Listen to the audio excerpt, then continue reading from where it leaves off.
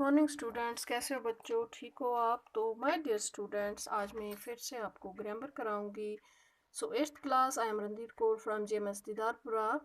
तो eighth class हमने book जो कि सारी ख़त्म कर ली है, तो आज हम ग्रामर का रिवीजन करेंगे। तो आज मैं आपको प्रपोजिशन सिखाऊंगी। प्रपोजिशन क्या होता है, जैसे कि पहले भी मैंने आपको बताया प्रपोजिशन के बारे में।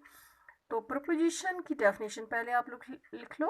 Preposition are words that show the place and position of animals, people and things. मतलब कि प्रपोजिशन वो वर्ड हो गया जो हमें दिखाता है कि हम जिसके बारे में बात कर रहे हैं, जिस सब्जेक्ट के बारे में बात कर रहे हैं, उसकी पोजीशन क्या है। जैसे किसी भी इंसान की, किसी भी जानवर की, या किसी भी चीज़ की। फॉर एग्जाम्पल, जैसे हम बोलेंगे the cat is sitting on the mat, जो बिल्ली है वो मैट के ऊपर बैठी है। ओके, तो इसमें इसकी क्या पोजीशन है बिल्ली की? सिटिंग।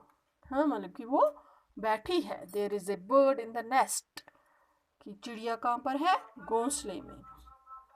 इधर का कौन सी उसकी प्लेस है, पोजीशन क्या है? नेस्ट में है bird. Okay, the dog is sitting under the table, जो कुत्ता है वो टेबल के नीचे है। तो इधर डॉग की क्या पोजीशन है? वो टेबल के नीचे है, अंडर हुआ नीचे।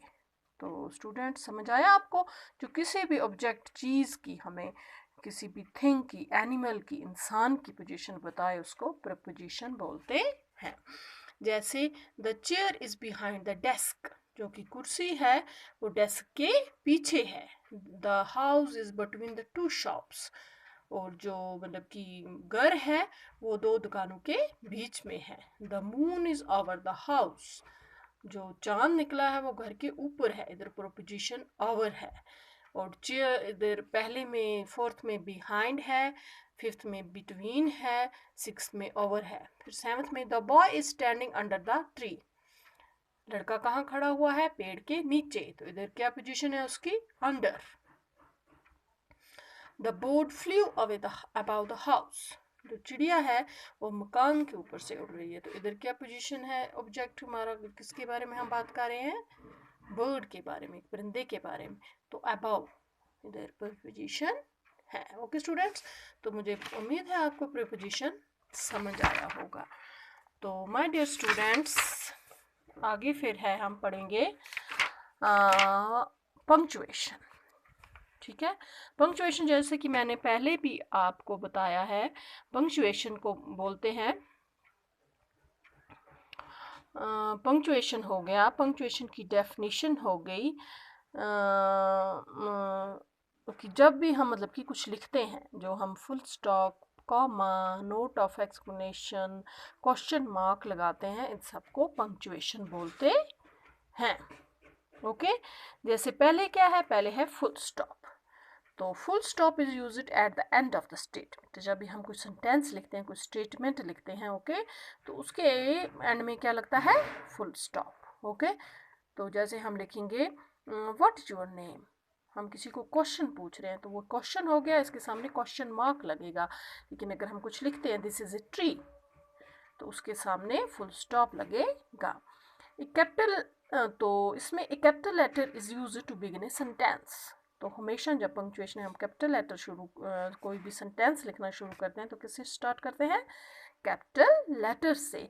ए proper noun also start with a capital noun. Proper noun, अगर किसी हमें खास चीज़ का, खास जगह का, खास आदमी का नाम लिखना हो, तो किसी भी प्रॉपर, जैसे हमने पढ़ा है नाउन में, ये काइंड्स ऑफ नाउन में आता है प्रॉपर नाउन, तो उसको भी हम, चाहे वो बीच में ही क्यों ना हो, हाँ, बिगिनिंग में ना हो, तो उसको भी हम कैपिटल लेटर लगाते हैं। तो उसके बाद है क्वेश्चन मार्क। तो question mark is use at the end of A question. जब भी हम किसी को कोई क्वेश्चन पूछेंगे, तो उसके एंड में क्वेश्चन मार्क लगता है। This is called punctuation marks. इस सबको बोलते हैं punctuation mark. We use these marks to write in a sentence, why way that make sense. हमें इसलिए जब भी हम कोई सेंटेंस लिखते हैं, तो हम उसके लिए यूज़ करते हैं, जिससे उसका कोई सेंस बने वर्ड का। ओके, उसके बाद है कामा। तो कामा कहाँ लगता है हमें? Tina reads, writes, draws and plays in school.